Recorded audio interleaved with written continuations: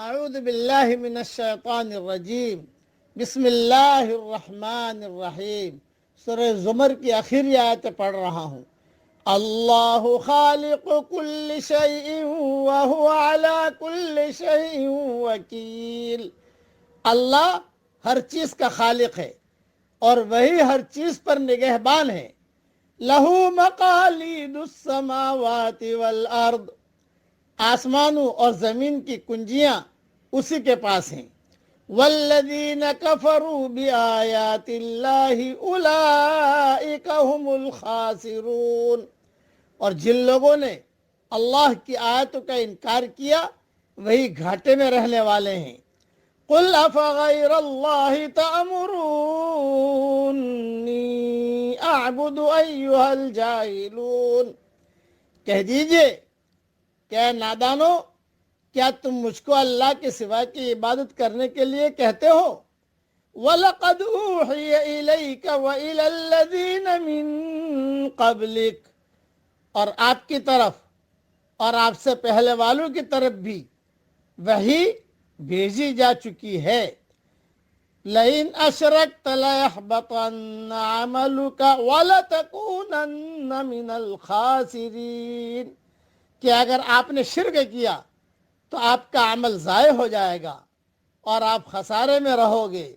بل اللہ فاعبد وکن من الشاکرین، بلکہ صرف اللہ کی عبادت کریں اور شکر کرنے والوں میں سے بنیں۔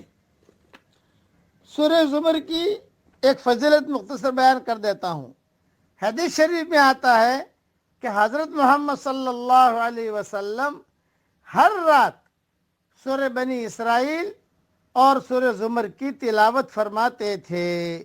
یہ حدیث صحیح ترمذی میں ہے اور حدیث بھی صحیح ہے، اس لیے اس کا بھی ہمیں معمول بنانا چاہیے۔ آپ صلی اللہ علیہ وسلم ہر رات اسے پڑھتے تھے۔ عام طور سے اس کا معمول نہیں ہے، سورہ ملک، سورہ واقعہ وغیرہ تو لوگ پڑھتے ہیں، لیکن یہ صورتیں بھی کبھی کبھی پڑھ لینی چاہیے تاکہ سنت پر عمل ہو جائے۔ دوسری اہم بات کہ آدمی کو جب اللہ کی گہری معرفت حاصل ہوتی ہے تو اس کا لازمی نتیجہ یہ ہوتا ہے کہ وہ اللہ سے ڈرنے والا بن جاتا ہے۔ اللہ کی عظمتوں کا ادراک اس کو اللہ کے آگے پست کر دیتا ہے۔ اس کی عملی زندگی اللہ کے احکام کی پابندی میں گزرنے لگتی ہے۔ وہ اس معاملے میں اس حد تک سنجیدہ ہو جاتا ہے کہ سب کچھ چھوڑ دے مگر اللہ کو نہ چھوڑے۔ ایمان کے اوپر زندگی کی تعمیر کرنا آدمی کے لیے زبردست امتحان ہے۔ اس امتحان میں وہی لوگ پورے اترتے ہیں جن کے لیے ایمان اتنی قیمتی دولت ہو کہ اس کے خاطر وہ ہر دوسری چیز پر صبر کرنے کے لیے راضی ہو جائے۔ ایمانی زندگی عمل کے اعتبار سے صبر والی زندگی کا دوسرا نام ہے۔ جو لوگ صبر کی قیمت پر مومن بننے کے لیے تیار ہوں وہی وہ لوگ ہیں جو خدا کے اعلیٰ انعامات میں حصے دار بنائے جائیں گے۔ اللہ تعالی ہم سب کو ایمان کامل عطا فرمائے، آمین۔ وآخر دعوانا ان الحمد للہ رب العالمین۔